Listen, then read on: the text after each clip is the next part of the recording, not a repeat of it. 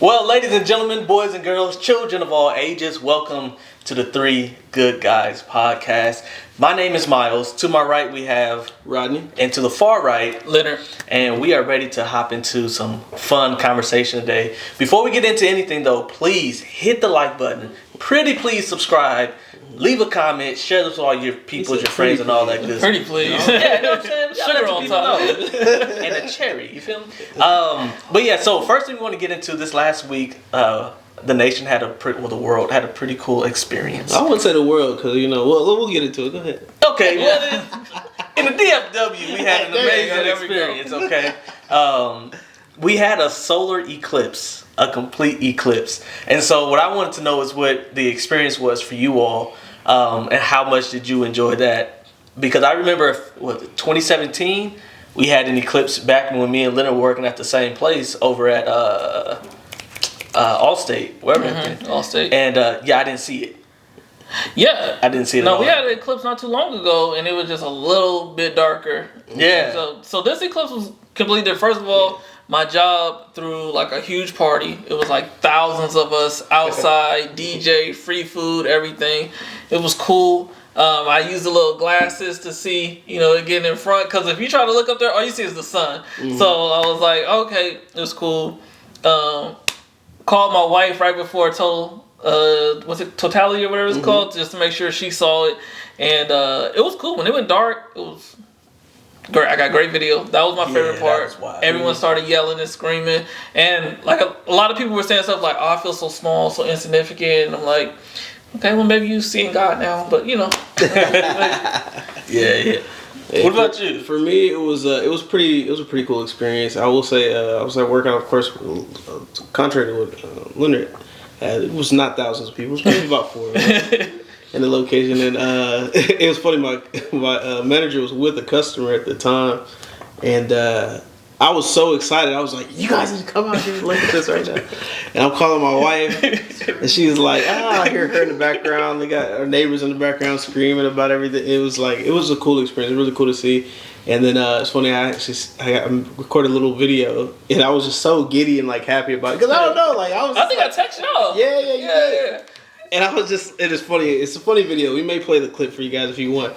But my wife loves my reaction to it. So it was fun. We got a good laugh out of it. But it was actually really cool to see. It was amazing. Like, the day almost felt fake in the sense because it was like, okay, it got completely dark. Yeah. Like, all the lights on the streets came on. All the lights was on, yeah. All the sensors and stuff were going on. And it was just like, wow. Like, darkness. And then it was beautiful. Like, of course, they tell you not to take your glasses off and look. Everyone did. We were all looking at it. And then I was on the ground. It was funny because right after, I was like, yeah, my eyes kind of do feel a little bit weird. And I was like, maybe is that the anxiety, the paranoia coming in? And my manager was like, I don't know. Am I good? Are you sure? I was like, yeah, I think you'll be okay. If you were blind, you'd really be feeling it right now. But anyways, but it was a great experience. It was really fun. It really did. I could just think like, God, this is amazing. Like, really thankful to God, like that I was even able to see something like this, and especially something that doesn't come around for that long. So it's just a reminder. I feel like the greatness of God, how beautiful He makes things, how big He is, exactly. And so it was pretty awesome to see. So.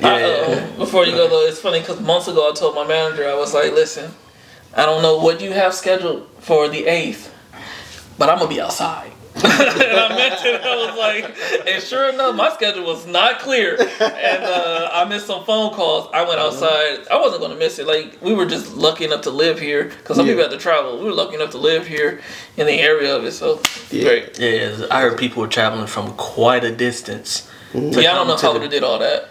But I mean, now that I understand because I technically understood, but it's a different understanding when you experience it. Yeah, I understand someone saying, we got to drive to the DFW because you're not going to experience something else like that. It's few and far between. Of course, I got all extra interested in it after seeing it. I'm looking up, okay, when's the next? Yeah, me too. Next one. Yeah. And of course, they happen all over the world. It's just, of course, we may not experience in our general area for years to come. But I believe there's one coming up soon in like Australia somewhere, and then like other different parts of the world. So it's definitely a sight to see, though. It's definitely a sight to see. Yeah, it's crazy, and then to see the entire sky get like midnight dark at 12 No, it was one something in the evening is bananas. Yeah. Like it went from sun is shining as bright as it can to sun is as dark as it's going to be. Yeah. In just a matter of minutes, you just see it just get dark. You know, one thing that I did really like, it's funny because when we said we were going to talk about the eclipse, I was like, what am I going to say about it? But now that we're talking about it, I guess, let me tell you were right. I guess I do have something to say about it. But one thing I really did like was like the unity and the camaraderie with everyone. Absolutely. For that moment. Like we felt like the human race for a moment. We were all celebrating. Everybody was positive. You know, whatever you had just for that one moment it all went away for that one moment. That felt great. And, it was a you start high-fiving people you never don't even talked know. to. Never seen them. Just because it's just incredible. Like, people are honking their horns. Those people driving, pulling over, stopping. You know, there was tons of cops out at that time because, you know, people were just going to stop in the middle of the street, and they were. They were just stopping in the middle of the street, turning the blinkers on, and just looking up. So, I second that. It was just that, you know, that's why I was like, it was crazy to me that there was a customer in my manager's office and he didn't even get up. I was like, "He a better man than me." I'm like, excuse me, customer. I'm like, hey man, come look at this, man. You're not gonna see this. I mean, you may not see this ever. Yeah, you may not see it. But it was really fun. I really enjoyed it. That was bananas. Did anybody else have the or hear people saying like, man, is this the moment Jesus is coming back? Because I heard that so many you know how many solar eclipses happen around the world? Once I saw that, like if this was like the only thing that happened, like it's just this is the first time happening in our general area or happening to where we can see a full 100% in North America in a long time, or not necessarily North America, but in the U.S. basically in a long time. And so people are just over like this is happening all the time. I think when people start doing that, it shows their lack of intelligent, not to call them unintelligent, but intelligence on the subject. Exactly. Yeah. Like, I'm more so worried about them red heifers that they growing and down in, is it Texas? Is it here in Texas they got? What? I don't even know what you're talking about. You don't know? Nah, educate us today. So listen, y'all in the comment section, please feel free to correct me. But like, in the Bible or something, a particular sacrifice has to be red heifers, and Israel hasn't done that in like forever. And some ranch guy down in Houston has them, and there's just like a bunch of qualifications. You know, the Bible always has those qualifications, and these cows meet all those qualifications, and they're going to be sent over to Israel to sacrifice. And I'm like, y'all start bringing back sacrifices. Now I'm more so worried about that. Something you ain't did in over 1,000 years. Now I feel like Jesus coming back. An eclipse, I feel like that just happens all the time. Okay. Yeah, y'all gotta Google that. Red heifers. I just like saying it. Y'all gotta check it out for real. But the eclipse was just something crazy. To everybody who saw it, you know, congratulations to you for being able to experience such a thing. To anybody who didn't see it, the next time you have the opportunity to, it is worth seeing. I saw a lot of people saying, yo, God has to be real. Yeah. Like, there were some people who, they were saying, like, I wasn't sure, but for some reason, seeing that made me know for a fact. Yeah. Like, yo, there has to be a God. Because sometimes when you see just the beauty and the magnificence of what God has done, it's like Scripture says, like the trees and the winds and the waves, they all attest to the fact that God is. And for some of us, that was the moment when we said, yeah, it's really that magnificent. It's just proof that there's something so much greater than each and every one of us out there. Agreed. But so let's move forward because we wanted to hop into a couple things. So there was a clip that we posted where a question was asked about the. Don't say the question. I'm not gonna ask the question, but about folks who live an alternative lifestyle. That's a good way to put it. There we go. Yeah, there we go. Gotta be good with the words. You feel good with the word. And I never answered the question in the clip, but someone left a comment. And our good brother Leonard responded to said comment, and it created some dialogue. So generally speaking, what was the dialogue that the two of you had? Well, before I get into that, like normally when somebody comments, I don't always respond because that's just a bad way to. That's a fact. Mess up your whole day. But please do comment. I do want to engage with people, but I don't always respond, just depending on the energy that they have. But I did respond with this one because it started off saying, like, this is why religion kind of sucks because, it's just a way to judge people. So I felt like the energy was more positive, even though we had different viewpoints. Yeah. But I'm like, if you're a positive person, I can talk with you. So I was like, well, we all judge people, and as long as you give people, and I quoted like life, liberty, and the pursuit of happiness, that's all that matters, right? Like I didn't want to go quote Bible down their throat when clearly they don't believe in Bible. So I'm like, just showing you my standpoint. Like, I know you judge me for stuff. I said, you probably say I talk to the Sky Daddy. Like, that's one of the comments I put in there, right? You think I'm crazy. I talk to the Sky Daddy, right? But as long as you give me my ability to do that, I'm going to give you your ability to do whatever it is you want to do. And so that was cool until they kind of got a little choppy with me, I feel, where they were like, what did they say? It was like, you deny reason for your faith. Like you throw reason out the window and just say it's all based on faith. And I was like, you know what? I wish you nothing but happiness, because I wasn't going to argue in the comment. Because you ain't going to change nobody's mind in the comment section. No. You know what I'm saying? And then he was like, the individual then followed up with like, oh, I just wish for once one of you Christians would defend your beliefs instead of just running your mouth and running away. I said, hold up. Listen, I listen to God Logic every day and I'm ready, right? I was trying to be nice, and so I just kind of went in and just said like, you said I deny reason in order to have my faith, but I have my faith because of reason. And I explained, the Gospels are eyewitness accounts. Then they also mentioned 500 eyewitnesses to Jesus Christ's return. If you say there's 500 eyewitnesses and then you don't have 500 eyewitnesses, then the people will call you out for it. There were 500 eyewitnesses. And then also archaeology has never went against the Bible. And I find that to be the most astounding thing, that this book, which was written over the course of thousands of years, multiple authors, and archaeology always agrees with it. And I gave like the example of, Pontius Pilate. We've been talking about Pilate since Jesus has been crucified. And the world's like, did Pilate even exist? Like, the world didn't have any evidence of Pilate until the 1961. And every day they find something else that confirms the Bible. Exactly. So I explained, like, I believe in Jesus because of the evidence, not denying evidence and just basing it on faith. But then I also offered, hey, I'll give you my phone number, and if you want, we can chat about this, because I know this is too much to text. But don't say I don't have reason. I got plenty of reason. Yeah, I hear that. I've heard that so many times. Oh, it just because it's in a book? You don't do something just because a book says it? No. I'm not doing something just because Yes. And it's funny that people say that as if there aren't plenty of other books that say otherwise. As if the Bible is one book. The Bible is a library. Yeah.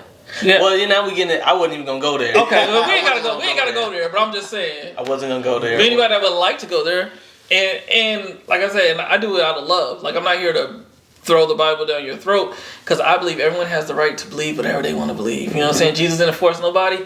I'm not here to force nobody. But if you're curious, or if you're like, why do you believe that?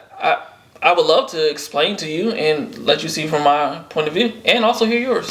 Yeah. I really do appreciate the fact that you went at it with a sound mind. Like, because a lot of people can get really offended, really emotional, which we're going to kind of get into that. Yeah. In regards to their responding to something that they don't agree with on any front. It can be about sports. Now, I don't think I've ever been so amped up for a sports team to where I wanted to physically fight someone else. But there's people out there and they do that. Especially if you're a Raider fan. Oh man! Oh my god! Well, I am a Raider fan. This Raider fan doesn't do that. But it being able to just answer soundly, but then also answer more comfortably because the knowledge that you do have.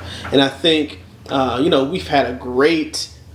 We've been lucky to have great examples around us of men who know how to control their emotions and respond with reason, and respond in a way that people can get on board with, and of course just do things in good faith. Yeah. I think that's awesome. Yeah. So you mentioned it, men and their emotions.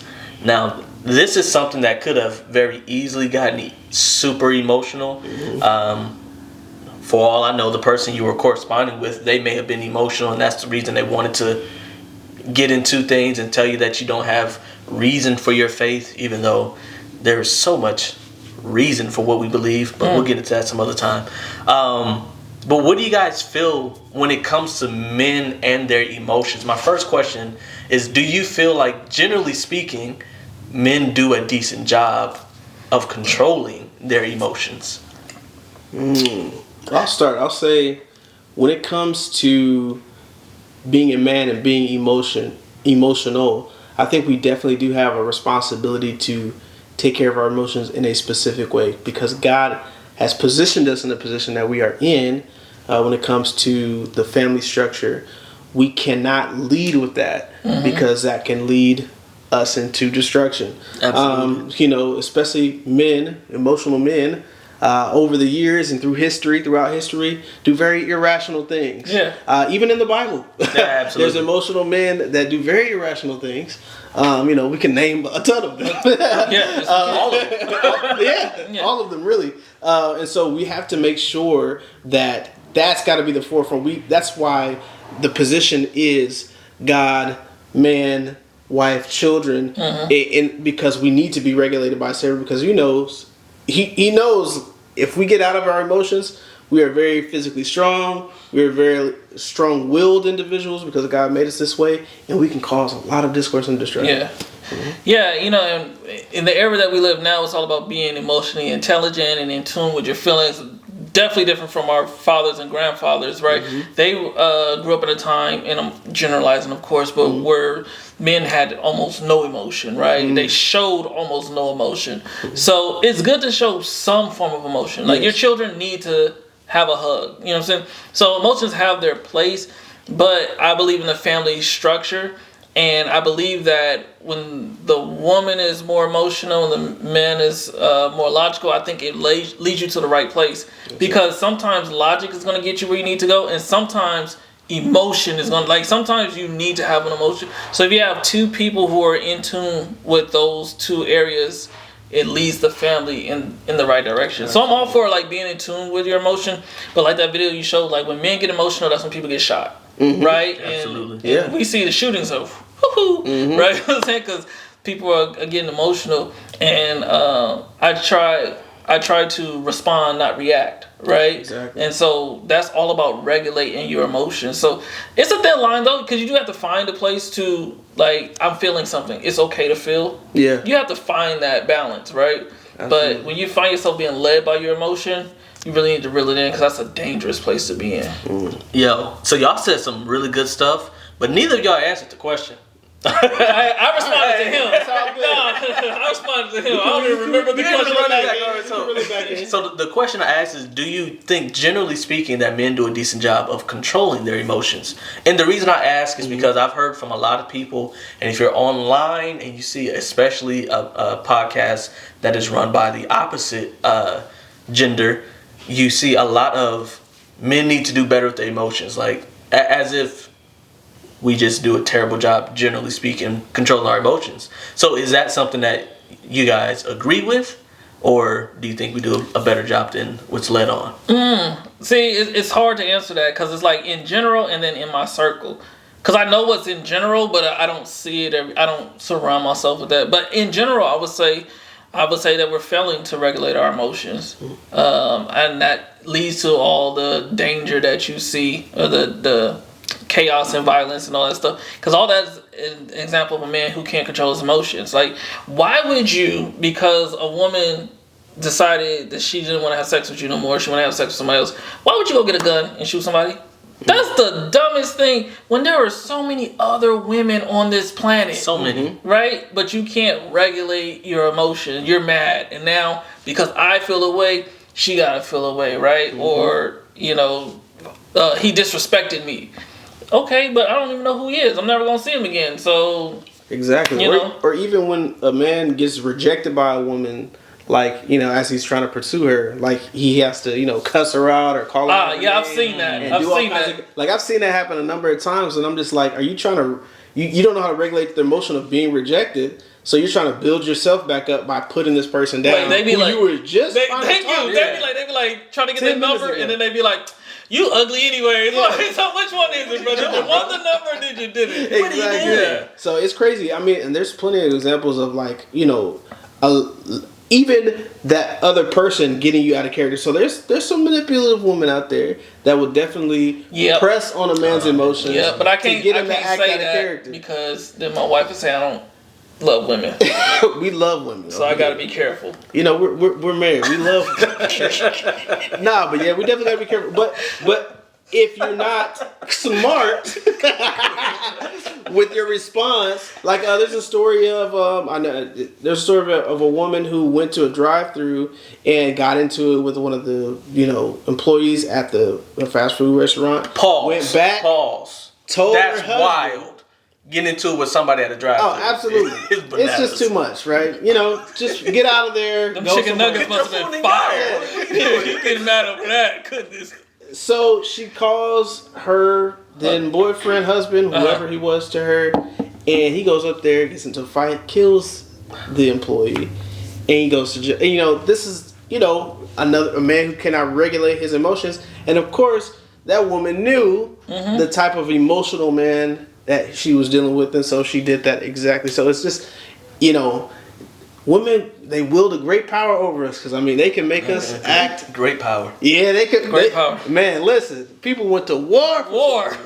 Listen, we still going to war for. We still going to war. Facts. Man, listen, it's so it's really imperative that even the ones that are the closest to us, we have to make sure that they can be on an emotional run. They can be upset about something. We have to make sure we're centering ourselves, and if we have a savior that can help regulate us, then we can regulate the situation. No, when we were talking before the show, we were talking about like guys making women feel safe, and I jokingly was like, I need a woman that makes me feel safe. I was joking, but I did mean it. And when I gave the example of like, it's 10 dudes in here, don't start saying stuff like, "Oh, my boyfriend will beat you up," right? Yeah. Like, yeah. So you're right. We gotta have a balance on both ends. Absolutely. Right? Yeah, absolutely. I actually just saw something online. This lady was saying how. Now, I don't agree overall with her premise. I think, I don't know because I didn't dig too much into it, but I think she was on low-key some red pill type stuff where it's like pro men to an extreme. I don't know for sure, so if that's not the case, I apologize. But she was saying like women are the cause of a lot of things that are going wrong with men because y'all know how your man's going to respond. Why are you throwing him in this situation when you could have just went home? Like you could have just went home and that would have been the end of it. Instead, like the lady at the drive-thru, go and get your man and tell him XYZ happened. Now you're causing these fights, and when fights happen, who knows where a fight goes from there? Yeah. Exactly. So I was like, that is interesting, but it's really sad to hear men say like, generally speaking, we need to do so much better with our emotions. That is really sad, and it's sad because if we're not controlling our emotions, that means there's a complete breakdown, eventually, of everything. Yeah. Like, literally of everything, there becomes a breakdown of it all just because we can't control our emotions. So it's like, what do we do to change that so that we get to a place, it seems like get back to a place where men could better control their emotions? Like I said earlier, if you can just keep in your mind, respond, don't react. Like, the reason why you're acting out emotionally is because something happened to you and now I'm reacting to it. But a response is giving an answer that's going to lead to where I want it to go. So a reaction is, you hit me, I'm going to hit you back. But a response is, you hit me, now what is the end result that I want out of this? Now, if I want to go to jail, I'm going to act a fool.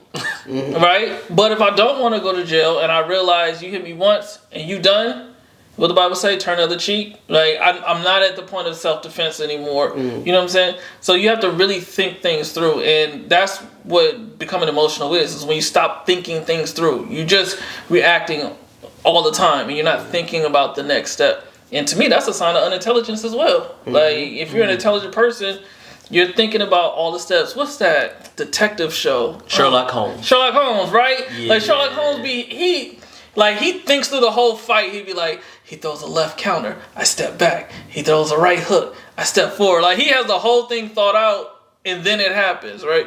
And that's how we got to do. So if we can just think first and respond, I think we'd do better off. I like what you said in regards to, like, whenever you're super reactive all the time, it's a sign of unintelligence. Like, And that, I mean, when you think about, you know, animals or creatures, you know, exactly. they're very just reactive. They are very instinctive, and what puts us in the upper echelon category of where God gives us dominion over these things is because we have intelligence to reason, to look at a situation, assess, and react accordingly, or change, you know, the trajectory of what something is going on, you know, with our response. And so, yeah, I think it's major. So I'm gonna throw a little curveball here, kind of go off topic here. So recently we had J. Cole respond. Okay. Or we reacted and then respond. And I'm curious, I gotta know, and I know we did like a small clip of it, what do y'all think of that whole situation?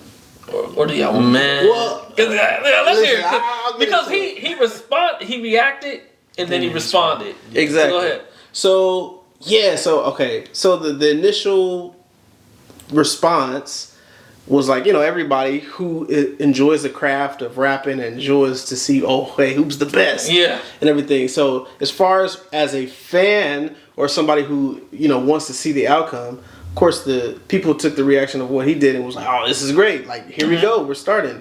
And then, of course, immediately 2 days later, as y'all know, he apologizes for the whole response, takes it off of the mixtape, completely off of streaming websites. Yeah, I saw that. And everything. So, because he said it didn't feel right with him, with his soul. With his spirit. With his spirit. And his response.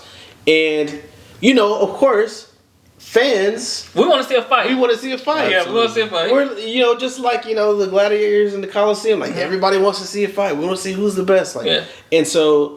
Of course, you got people who are disappointed there, but then when I look at it, like genuinely look at it from a man's perspective and say, I can resonate with what he felt. Yeah. Whenever somebody has a knee jerk reaction to something and just reacts, a lot of times you will end up saying something that you regret because you don't take the time to fully think back and assess, like, okay, what should I do in response? Now, of course, some people will say, well, you know, you had to get it cleared, you have to fully record, write it, get it cleared, all that kind of stuff. He should have responded before he reacted. Exactly. So I think maybe once it was out in the air and then he was able to sit with it more, I think that's where he got out of the reaction stage and just got into like, okay, like what is this really? Yeah, and that's what happens when you react. You have to sit with what you've done, and hopefully it didn't land you in prison.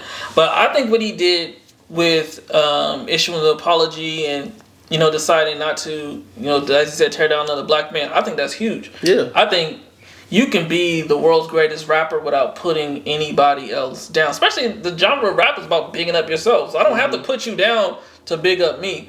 So I loved it. I thought it was beautiful. I just wish he had did that before he put out the song because it kind of looked like he was scared. But that's neither here nor there. But I do love that fact that he did that, and he gets.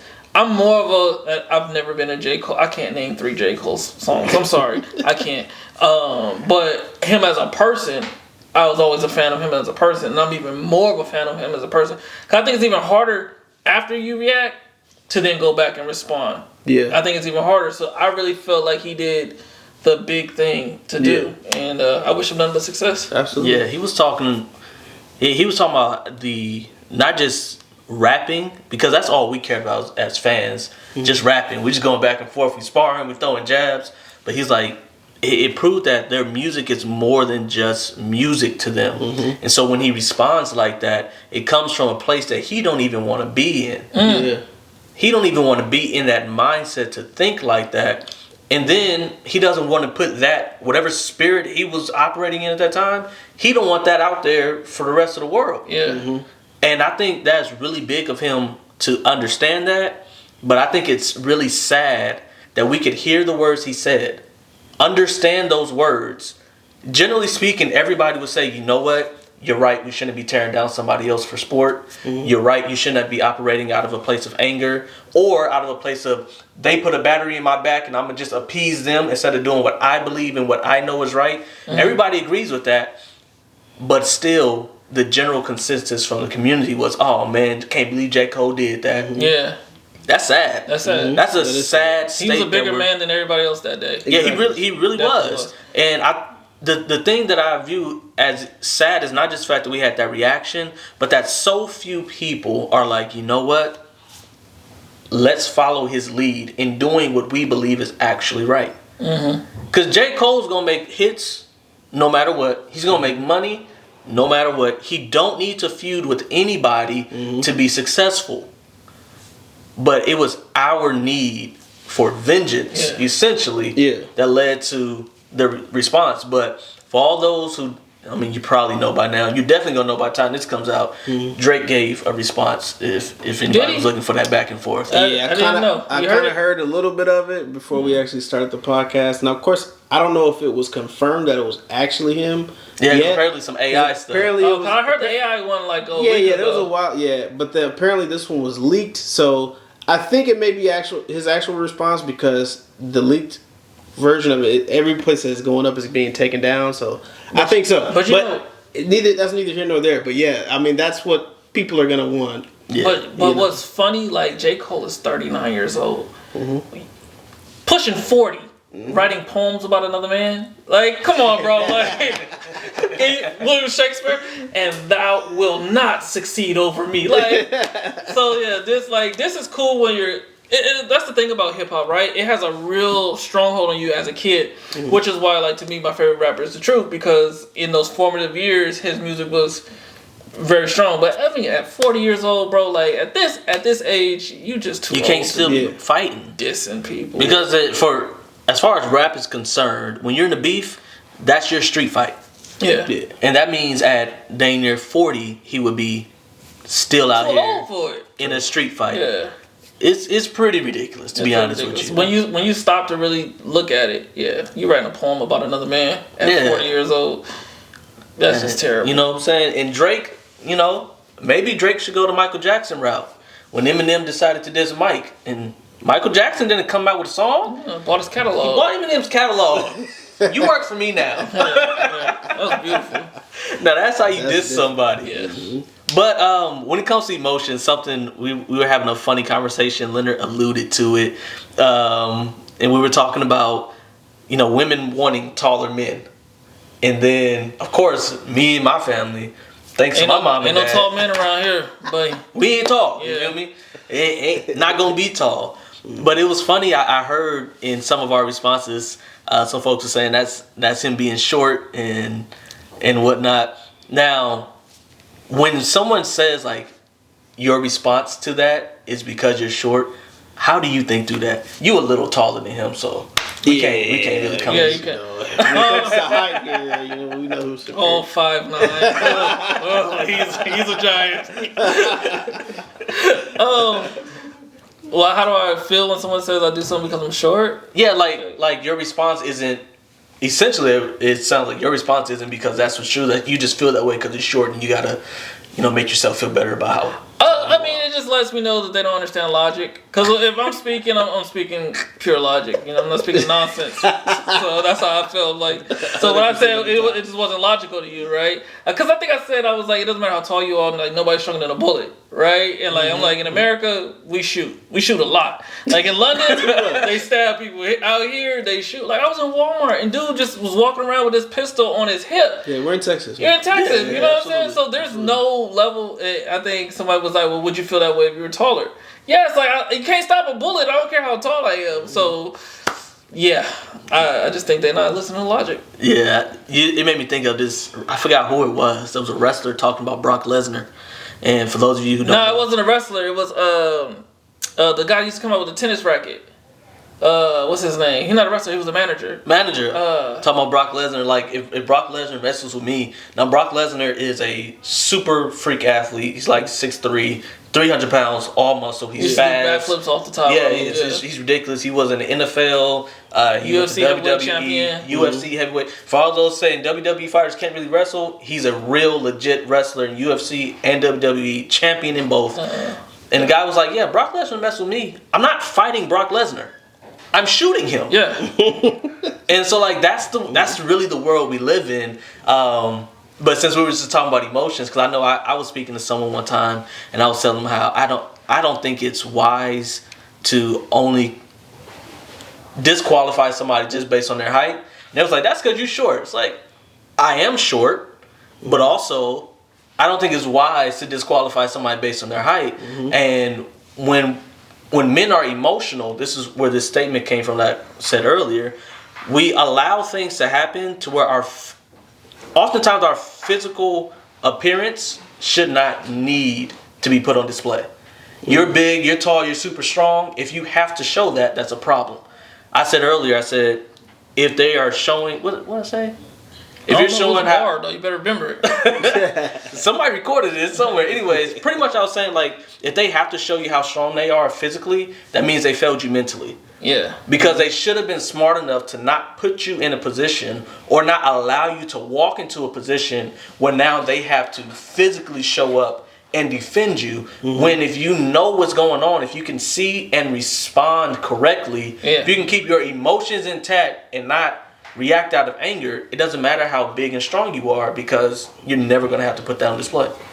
Best example, I would say, like, throughout school, especially when you're around a big group of guys, like, we may be talking trash about each other, joking around, like, oh, look at your shoes or whatever. There was always that one guy that couldn't properly give a good, like, shot back or respond. And it always had to get something either super dark or serious, or had to be physical. Because that was what they resorted to. Yeah. That's all they had. So it's a parallel to that. When you don't have the mental, like, faculties to be like, okay, let me sit back and assess. When you're such a forward reactive mode person, everything gets physical for you. Everything gets primitive for you, honestly. And so, one thing that really helped me regulate my emotions, I got to thank my dad, is like, growing up in the Brown household, you realize really quickly every action has a reaction. That's a fact. And by reaction, I mean a response with a belt. That's right. You know what I'm saying? And so as a result of that, I always think about, if I do this, what is the consequence to it? And I just think that that's probably the reason why we have so many emotional people running around not regulating their emotions, because they don't understand the consequence that comes behind everything. Exactly. And shout out to Rodney Sr., my father, who gave many of hours of lectures before every whooping. And so, like, my friends, can we get to the whooping already? Exactly. I was a very, I'm not going to say troubled kid. I was just a little hard-headed, okay? And so, got a plenty of whoopings. The belt and me were really good friends growing up. And so, I just remember distinctly my dad would call me into the room. It wouldn't matter how late it was in the evening. If he promised me a whooping at 8 o'clock that morning before he went to work, he was going to remember. Quick sidebar, you be sneaking around the house, being all quiet, like, ooh, hopefully he forgot. Yeah, I'm going to be good. Lay down, go to bed early. I'm pretty much telling him myself the whole time. I should have just been natural. But anyway, he'd call you in there, and then he would sit. You'd sit at the foot of the bed. You'd stand wherever and hopefully you're sitting down, because if you're standing, you're gonna fall out. He would talk to me for maybe a good hour and 30 minutes straight. Sheesh. Before the whooping. You got a sermon. And so, thinking back on that, as a kid, I'm like, I don't want to hear this. And of course, you couldn't act like you weren't listening, because you get in more trouble. And my mom would be sitting there. She'd be minding her business, doing whatever she's doing, and I would listen every time. And of course, he would always give reasons. And this, I don't want to do it, but this is what you did. And going back, that solidified a ton for me to realize the difference between, like, action and then reaction, or you do something, there's a consequence to it. And so I'm constantly regulating myself. Okay, now, I'm giving myself those lectures before I make decisions in certain areas. Now, of course, there's still work to be done. Oh yeah. But I think that was invaluable. That's really good. True story. My older brother can attest to this. We got so tired of getting whoopings one time. We hit my daddy's belt. yeah, we did. It was like a whole week of no whoopings, boys. We hit that belt. We sure did. We was on 19th Street. Man, that wouldn't stop my dad. He was 9 times out of 10, he didn't really use the belt. He used his hand. And my dad was heavy-handed back then. And he had some strength. Yeah, we hit that belt. Man. But I now have a daughter, and wonderful child, by the way, absolutely. But every kid needs discipline. You know what I'm saying? Yeah. And I was talking to my wife, and she was like, it's like nothing's working, and I'm like, it don't gotta work. She just gotta know that every time she step out of line, there's gonna be this consequence, and so even in parenting, you have to be consistent. Yes, right? Like it's like, oh man, it's not working. It don't have to work. Mm-hmm. If they literally say, like, it's worth this consequence, that's fine. Mm-hmm. I'm teaching them to think about what the consequences. And my daughter's smart, yo. Like, you tell her to stand in the corner, she'll be like, how many minutes? Because, you know what I'm saying? She's like, this is like a 13-minute offense right here. Like, I might not, you know what I'm saying? She's quantifying. You have to be consistent, and that consistency is going to make people make great decisions later on in life. So thanks again, Pops. I think I got the most whoopings by far. And y'all know what's funny about me getting a lot of whoopings? So like none of us were bad kids. No, wait, hold on. None of us ever snuck out the house. Oh yeah, I've done that a couple of times. You get what I'm saying? Good kids just getting whoopings for dirty rooms, basically. You know what I'm saying? Like, that room needed to be clean. You know what I'm saying? Good gracious. Did I tell you to clean up this room? Did I tell you to move them shoes? Why like we had to have our clothes? I remember, was it on Tuesdays or clothes? No, Sunday. Sunday for the week. Yeah. Your pants, your shirts, your underwear, your socks. Not only did you have to have the outfit, you had to have them ironed and hung up. Yeah. But when we got to college, we laugh about the discipline we got. I got to college and there was kids who didn't know how to wash clothes. And I was what you mean you don't know how to... I started washing clothes at like 6, 7 years old. Because we was on 19th Street. Was that on Major Payne when I was 6 years old? Exactly. That's what I'm saying. What you mean? So, I mean, it was all worth it. You know, I don't want to put anything in the bad light. Like, we understand the value behind it. Yeah, I remember, my dad, whenever, of course, there was whoopings were involved, but then, of course, he would put me on punishment, and then he used to do this thing called standards for me. People know what it is. And I would have multiple, notebooks of whatever I did. So, I think standards is great discipline. Listen, he had me, he was like, if you want to go outside, I need this notebook front and back. Filled with this standard. It'll be like a standard. I will not. I shall not steal. The scripture verse. Yep. And then he would be looking like, he'll review it. Did you spell that right? He had you writing in KJV. Like you couldn't get the NLT KJV. If I listen, hit the comments. I know April. I know my sisters are watching. They can attest to all this. And it'd be funny because, my friends would come over and be like, Junior on punishment again? Yeah, he in there right. I'd be in there right. I hope my friends is over. Let me get these pages done so I can go out, Yeah. So, but those were things that needed to be drilled into me. I think that was a key part in making me who I am today. Definitely. And, I think, just like you said, it's just consistency and being consistent in that is going to teach, whomever, whether it's your children, whether it's a friend or family, being consistent on what it is that you represent, being consistent in what it is that you're disciplining, that's going to teach people more than anything. Even if you don't think you're ever going to see the fruits of your labor, they're going to remember that for sure. Absolutely. And I want to say thank you to Daddy for some of those, some. Man, look, if I was in y'all house, my whoopings would have multiplied tenfold. I was doing everything, okay? Listen, when I tell you, you can't, my brothers and sisters can't even compare to me in whoopings. They can count on one hand, how many times they got a whooping. It was an event when they got a whooping. Listen, every day. It was every other day. I think a record, correct me if I'm wrong, April, you in the comments. I think it was maybe 4 in one day or something. You want to go for the records. Yeah, I was doing the That's a week for me.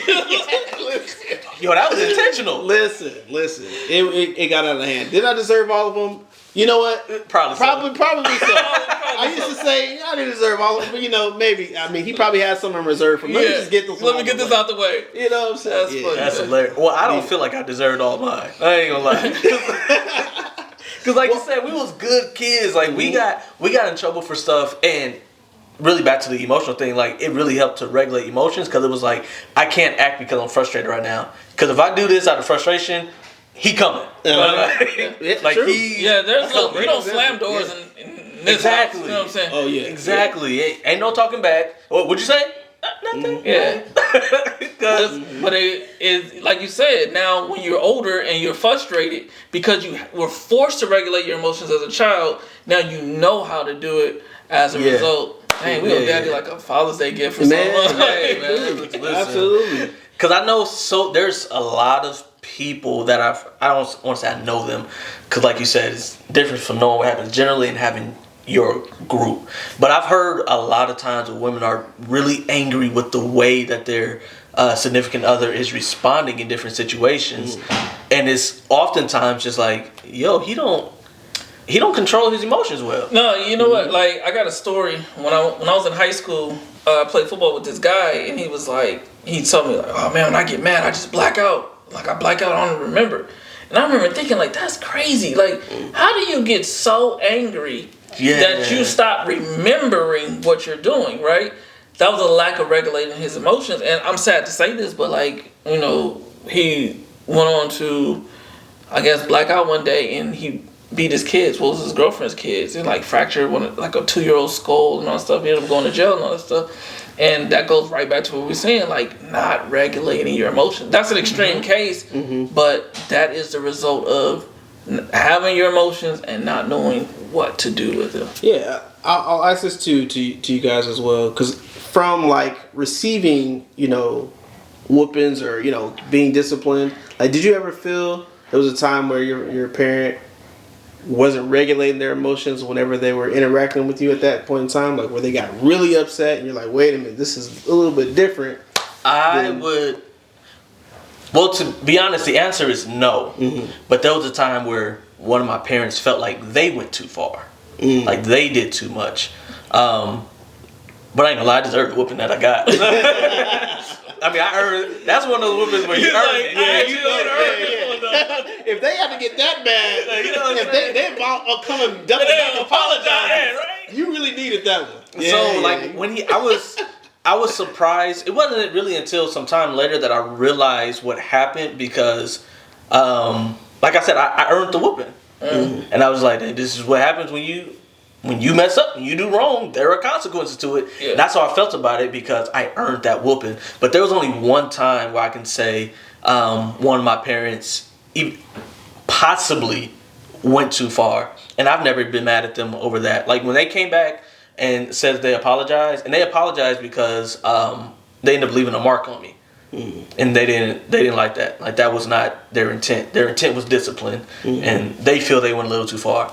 They didn't beat me. It's not like I was, not able to walk. They didn't break no bones. Nothing like that happened.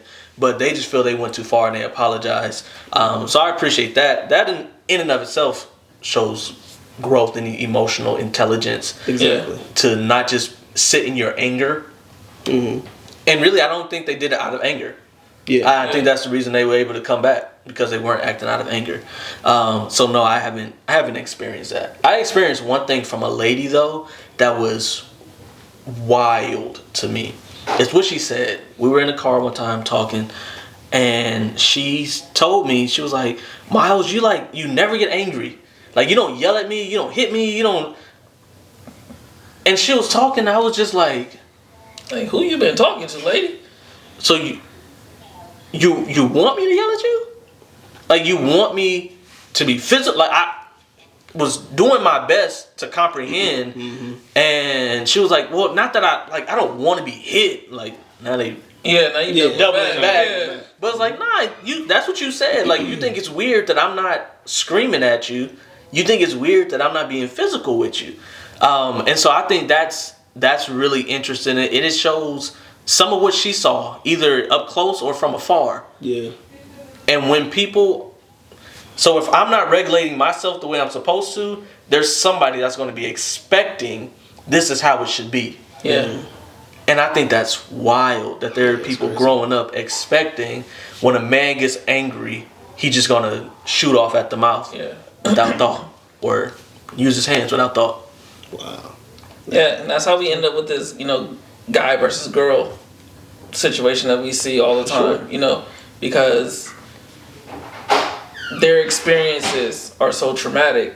So now they're being pit against one another. I'm sad to hear that. That's heartbreaking, man. Yeah. Yeah. And it was, I don't know exactly how I responded to it, but I do know eventually I was questioning, like, so is this what you want me to do? But I remember as soon as she said it, I was just sitting there like, you're questioning, because she's questioning why I don't do it. I mean, you're questioning why I'm not yelling at you. Like, isn't that what you would want? Somebody to be able to say, instead of me screaming at you, I'm gonna let you know what's going on. But yeah, some people dive into believing that if you're not emotional or passionate, or they will say, about something that they wronged you about, then you don't really care as much. Like, you really don't care about me. They think of that as a form of expression of like, oh, if you really cared, you'd be really upset. I'm just like, yeah, I can be upset, but then I can know where my limits are, and I can let you know that I'm, frustrated about a thing. And I will say there's still times that you may get really upset and raise your voice or get a little bit more passionate, but there's always still that regulator like, hey, my hands are to myself. As mad as I may get, I will storm off. And, if I feel like I'm really going to go to a level to where that's where that regulation really has to kick in. I might even talk about your mama before I leave. Exactly. I might say some things. I might say some, yeah, you're right. I might say some things, but at the end of the day, there's, that's not a good representation of actually how I do feel about you. It's just an indication of how much this is bothering me or whatever this contentious situation is. But me screaming rather than talking, it should not be an indicator of how much I care. And so some people get trapped in these mentalities of like, oh, he may hit me because he just really loved me and I really messed up. And I'm like, wait a minute, I hear crazy stuff like that before. And I'm like, no. Like, don't that's not how I heard somebody talking about that, and they were talking about chaos. And they were like, if someone is used to chaos, like, you can be the nicest person to them until you bring some chaos, then they're not going to feel like you love them. And it's the same way you were saying, they were like, oh, you're not passionate about this or whatever. But that just, those kind of people, you gotta kind of leave them to themselves. Because what they're asking for is for you to act in a way that's not good for you. Because no good decision ever comes when emotions are sky high. No. Like, you always be like, I should never done that. So yeah, if you find yourself in a situation where somebody is saying like something along those lines, red flag, guys, red flag here. Yeah, but you hear a lot of people say, and I'll even say oh, I want a guy with like look like rough around the edges or a little bit like that, and I'm just like, okay. And a lot of them say, oh, I just want to feel like somebody who could protect me, like if it came down to it. I'm just like, okay. I was like, well, first and foremost, that doesn't always correlate, I've seen some of the sweetest dudes, turn into, turn into some real protectors, okay? But I think that comes from, a reasonable place to some degree. To say like, hey, I want to protect her. You're nicer than me. But when it gets into like, oh, I like a guy who maybe doesn't have a 9-to-5 and gets his money a different way because he's more free. And he's a little bit, he's more free. What I'm getting at, basically. Man, I be hearing this kind of stuff, and I just the Lord is working on me because I have a very high thought of myself. Which caused me to think maybe not as high of other people. So when I hear things like that, I be like, you do realize you're asking for an oxymoron, right? Like, you want somebody that's a thug and loves God. And I be like, which one is it? Because he can't let the Holy Spirit lead him when he's slapping you upside the head. You get what I'm saying? Oh my gosh. And so I just feel like people don't know what they really want, and I think they be asking for something impossible. Yeah. Like, even for me, like there's certain reactions you're not gonna get out of me because I do my best to let the Holy Spirit lead me and walk according to the fruit of the Holy Spirit, and I don't.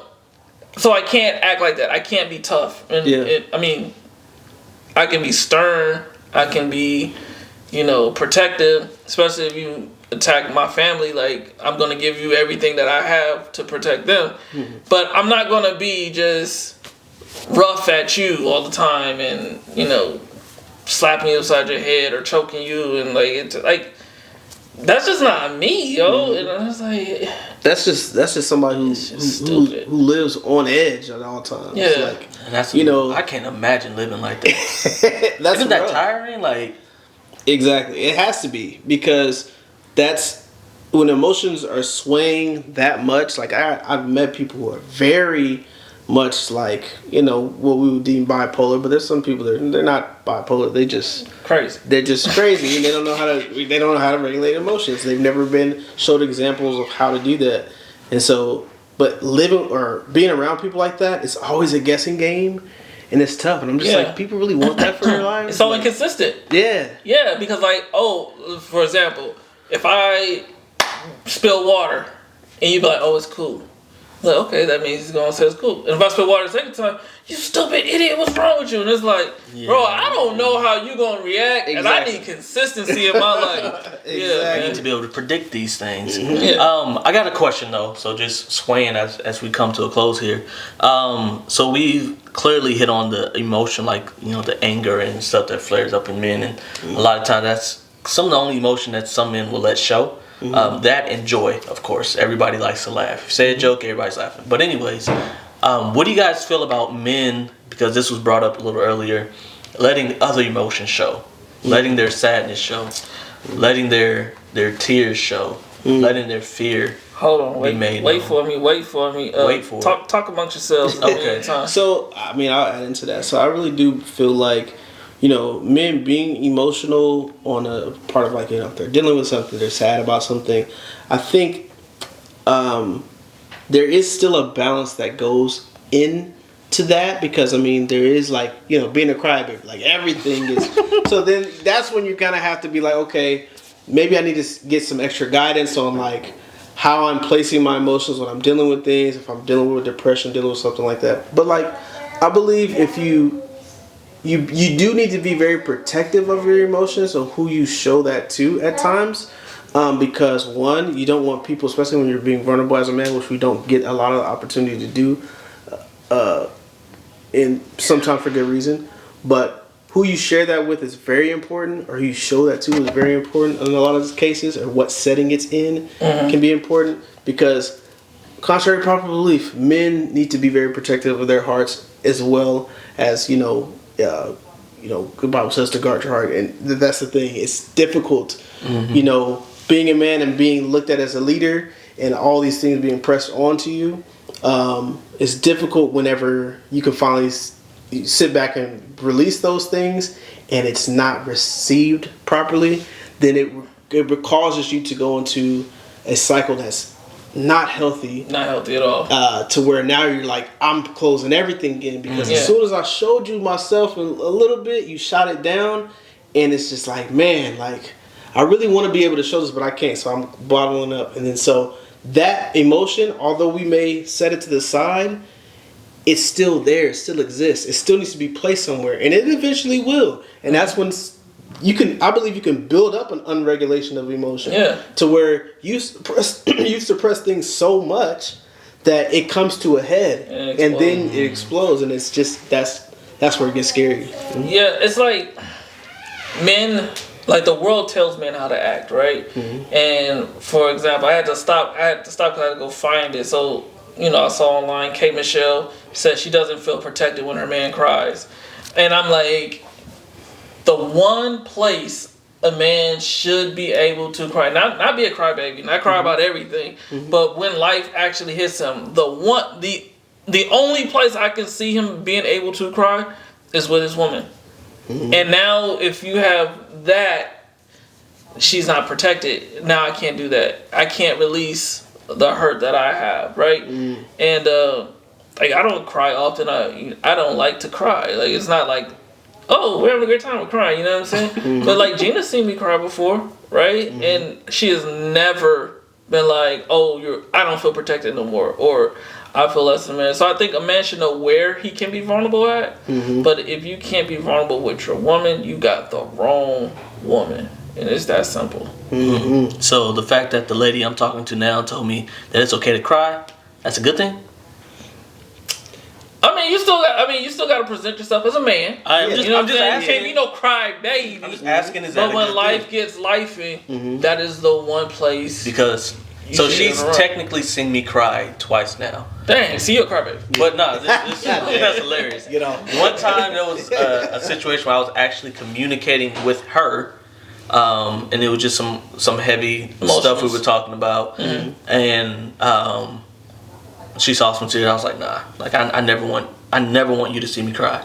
And I told her that. She was like, why? I said, I don't like crying. Two, it's not how I want to present myself to someone I am. Pursuing. I always want to be above that. Not that nothing will ever happen, but that's not where I want to be. And the second time she saw me cry, I wasn't actually talking to her. It was in church last week. Yeah, we all cried in church last week. Yeah, all of us cried. Yeah. Because I was doing my best to lead a prayer, but we just lost a family member, and it wasn't working. Yeah, it wasn't working. So she saw that online. But okay, so maybe you're not a crybaby. Maybe That's because 2 times is kind of a lot. So, I'm a real man. Yeah, you might still be a real man. Absolutely. You know what I'm saying? Shrug the shoulders, roll the neck. But I know we're coming to a close, but is that toxic too though? To like for us to be joking like that? Yes.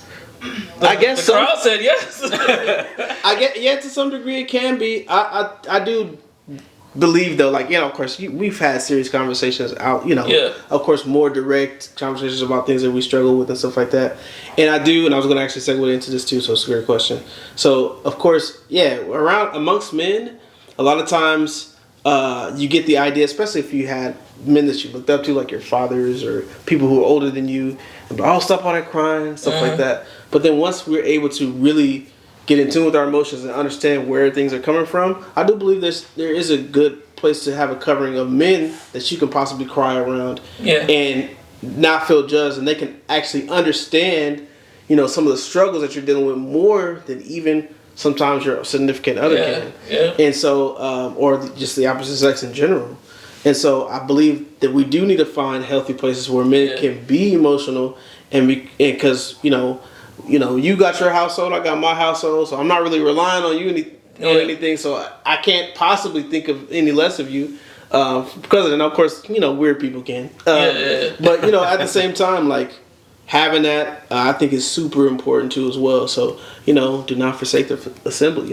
Be around people who are going to be able to encourage you and sharpen your iron. Yeah, that's good. If I want to give a shout out to 2 of my friends, Jarrell and Ryan, we got a group chat.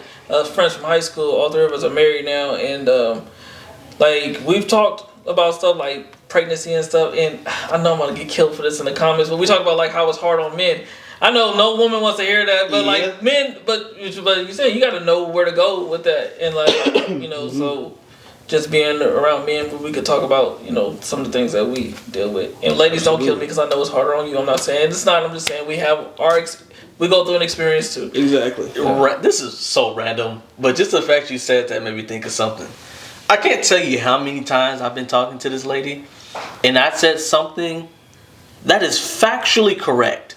Okay? Like, pregnancy is hard on men too.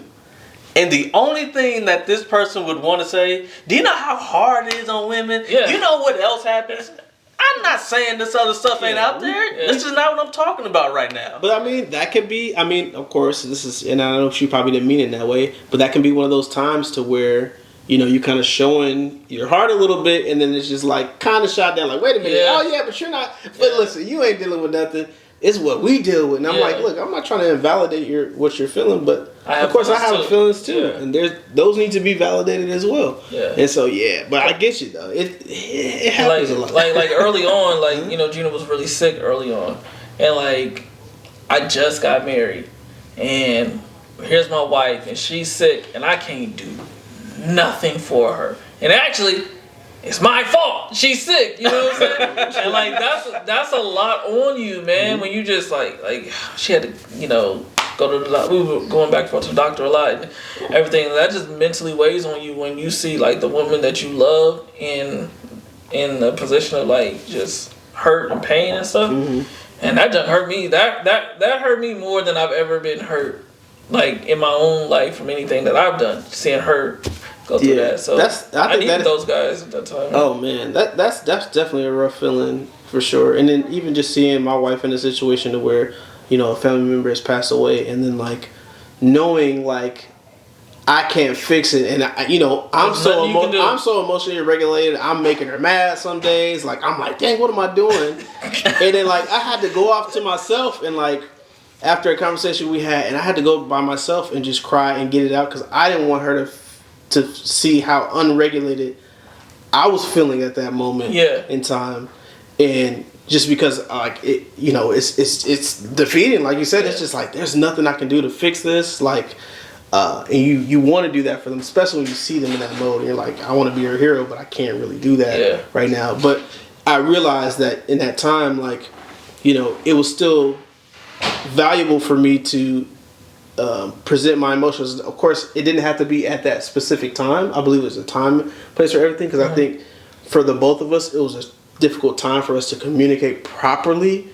But I wasn't gonna. I couldn't allow it to just never be addressed, because those emotions, that time frame, is still there somewhere, and it can pop up at any time. So we eventually got to it and was able to talk to it more in clear heads, and we were able to get that done. But yeah, it's tough, man. I get you. Yeah, it's well, tough. I appreciate you, gentlemen. If y'all need to cry, don't call me. Call him. No, I'm kidding. I got you. I got you. But yeah, so this was a good conversation, and I appreciate y'all for opening up and sharing some of what happens in real life, and giving some practical advice as well, because folks need to figure it out. And you know what a lot of men need before we get out of here? Some of y'all just need to go to the gym. All right, just hit the weight room. Do some running. Make you feel better about yourself. And that'll help. Go shoot. Yeah. Goodness. I can get into that. Anyways, y'all, we appreciate everybody for hanging with us today. Be sure to watch this, share it with somebody else, make sure they watch it. Hit the like button, hit the share button, subscribe, leave your comments, let us know the emotions that you do feel safe sharing, and then the emotions where you're like, nah, I'll never let this part of me come out, because that's something I want to know. Because it's different for every guy. Some guys feel safe with their lady, showing the fear, showing the sadness, the anxiety, the frustration. Then there's guys like Shaq who's like, never cry in front of your lady. Mm-hmm. Country Wayne says the same thing, never cry in front of your lady. So we just want to know, you know what I'm saying? But anyways, this 3 Good Guys podcast. You can find us pretty much where podcasts are found. Yep. And that's that. That's that. See y'all later.